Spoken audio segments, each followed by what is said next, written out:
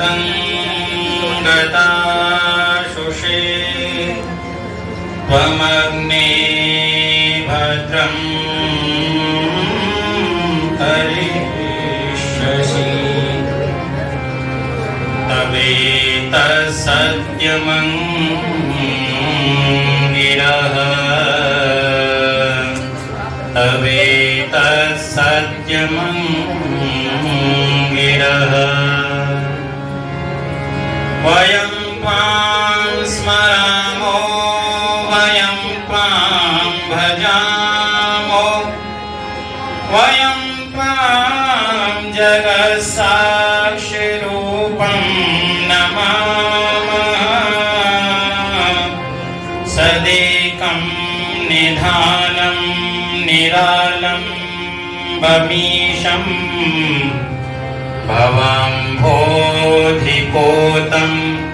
शरण्यं व्रजामः भवम्भोधिपोतं शरण्यं व्रजामः। ॐ शान्तिः शान्तिः शान्तिः।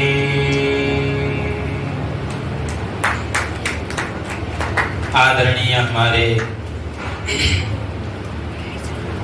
उच्च कोटि के विद्वान श्री रविदेव गुप्ता जी, हमारे आर्य समाज के आदरणीय दोनों संरक्षक जी, प्रधान जी, मंत्री जी, समस्त पदाधिकारीगण, वंदनीय मातृशक्ति में भी प्रधान जी, मंत्री जी, समस्त पदाधिकारीगण, सभी धर्म प्रेमी सज्जनों, पूज्य वंदनीय मातृशक्ति। आज हम आर्य समाज का 150वां स्थापना दिवस मना रहे हैं और आर्य समाज के कार्यक्रम निरंतर वैसे चलते ही रहते हैं, होते ही रहते हैं पूरे देश में कहीं ना कहीं, लेकिन पिछले वर्ष और इस वर्ष कार्यक्रमों की अधिकता हो गई, प्रचार की अधिकता हो गई है और ये महर्षि दयानंद सरस्वती जी की हम पर बड़ी अनुकंपा रही, उनका बड़ा अच्छा आशीर्वाद रहा कि उनके आशीर्वाद की वजह से हम वेद मार्ग पर चल रहे हैं, सही सत्य मार्ग का अनुगमन कर पा रहे हैं और हम ये विवेक कर पा रहे हैं कि क्या सही है और क्या गलत है। ऐसा करने के लिए, ये सही दिशा देने के लिए महर्षि दयानंद सरस्वती जी ने अपने जीवन काल में बहुत बड़ा संघर्ष किया है। उन्होंने अपने जीवन को तपाया है और उन्होंने अपने जीवन काल में अनेकों प्रकार के कष्टों का सामना किया है। आज हम जो सुख से पंखा के नीचे एसी में आराम से सजे सजाए हॉल में बैठे हैं, ये स्वामी दयानंद सरस्वती जी को नसीब नहीं था। हाँ, वैसे स्वामी दयानंद जी राजा महाराजाओं के यहाँ निवास करते थे, राजा महाराजा उनके शिष्य हुआ करते थे, लेकिन ऐसी अनुकूलताओं में भी महर्षि दयानंद जी ने अनेकों विषमताएं देखी, अनेकों परिस्थितियों का सामना किया। मैं प्रातःकाल 5 बजे महर्षि दयानंद जी की जीवनी पढ़ रहा था और जीवनी में स्वामी दयानंद सरस्वती जी ने कई घटनाओं का वर्णन किया है और श्रीमद् दयानंद प्रकाश में अनेकों प्रकार की स्वामी जी की घटनाओं का वर्णन है जीवन की।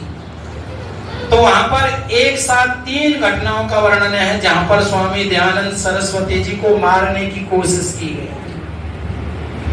तो उसमें से एक जगह पर स्वामी दयानंद जी ने कहा कि रात्रि की घोर अंधकार छाया हुआ था, उस समय में पर्णकुटी में सो रहा था।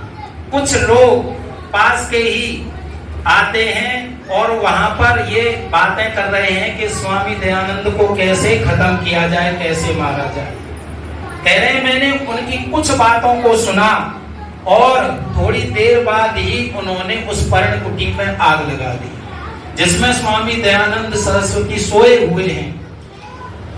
लेकिन उन्होंने सुना तो इसका मतलब उस आहट से, उस आवाज से उनकी नींद खुल गई है।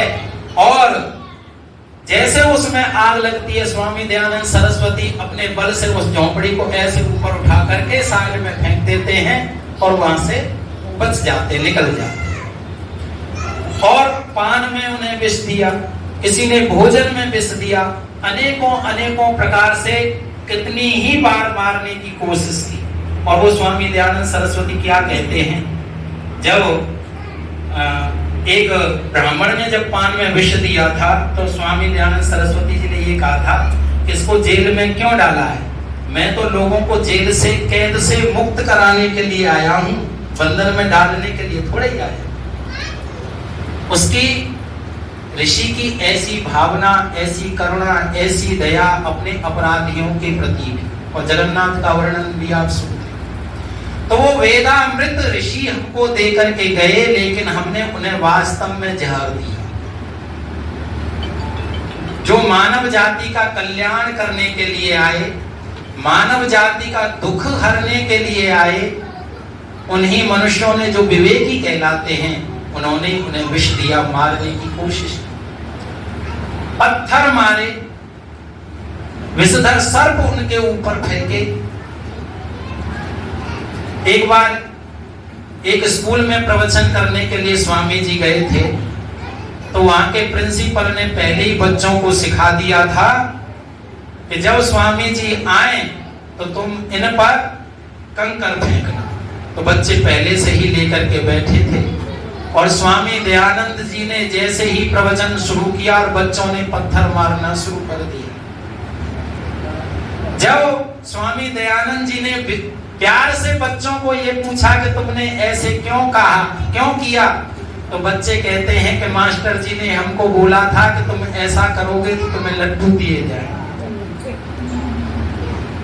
उसने तो उन्हें लड्डू नहीं दिए, लेकिन स्वामी दयानंद जी ने बच्चों को लड्डू दिए।